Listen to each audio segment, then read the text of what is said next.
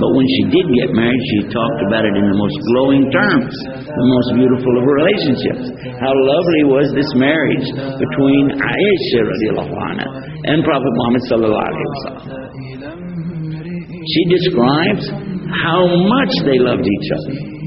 She describes how they were together, running, playing together, and when she talks about sex, she explains to us, she was our teacher. She's the mother of believers. And she was teaching the Muslims up until she was in her late 60s. When she passed away, radiallahu anha, teaching them what you don't do to women, what you should do to them, what they like, what they don't like, how to give them happiness with this most intimate act. She describes it in the best way, telling us details that we wouldn't know otherwise, especially about being clean, cleanliness, hygiene related to this subject. Very clear about it. What we know today, we learned it from her. She was still young, not even 20 years old, when her husband died, which was Muhəmməd s.a.s. He loved her so much. This is a man of men, the leader of nations, big, like according to them, big warrior, But yet, when he was dying, what did he say? He said, I want to be with her.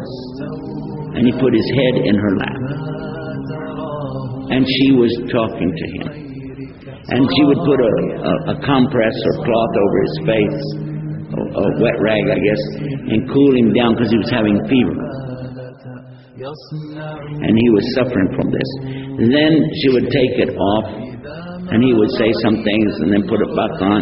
And she even took the toothstick and trimmed it with her own mouth and gave it to him so he could brush it. He loved to brush his teeth with a siwak stick. If you ever use one, you'll love it. It has good flavor in it. It's better than toothpaste.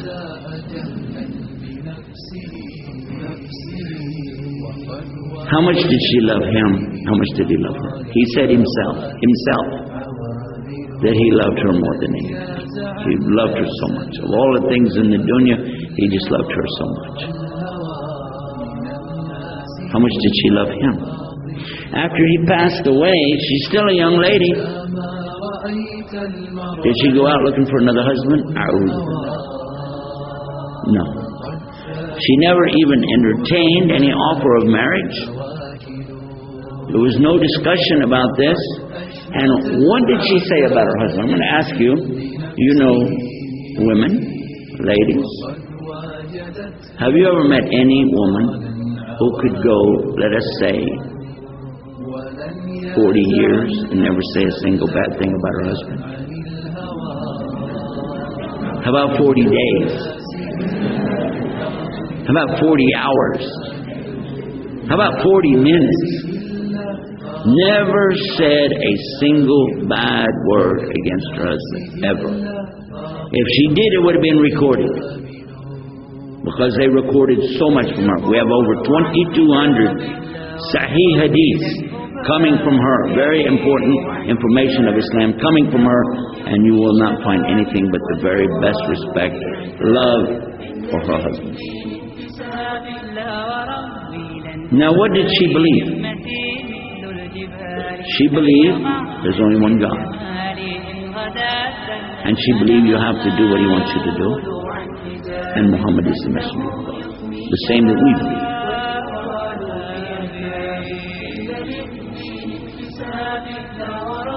And what was she most interested in? Most interested, like all of us, in being in Jannah. To be in Jannah with Allah. This is what Muslims are seeking. When I started the program out tonight, I mentioned that. That's what I was seeking. How can I get close to Allah? What can I do to know more about Allah and draw closer to Him? And in her life, her whole life, she only had this one husband, which is Muhammad.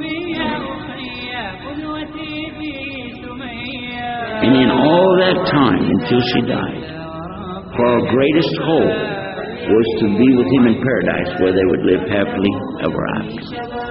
I want you now to contrast this story that I just told you with the greatest of all love stories in English language from Shakespeare, Romeo and Juliet, the Montagues and the Capulets, the great feud between them and their two young children, just barely teenagers, sneaking around without marriage, you know what I'm saying, and one kills himself, then the other one kills themselves.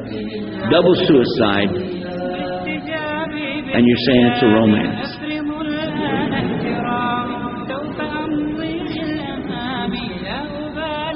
Now let's go back and compare it to Muhammad and Aişə. This is the greatest love story ever told. In spite of the fact that she lived so much longer after him, she never entertained an idea of anybody but him, and to be with him in Jannah so they could live happily ever after. Which of the stories do you want to tell your children? Really? Think about it.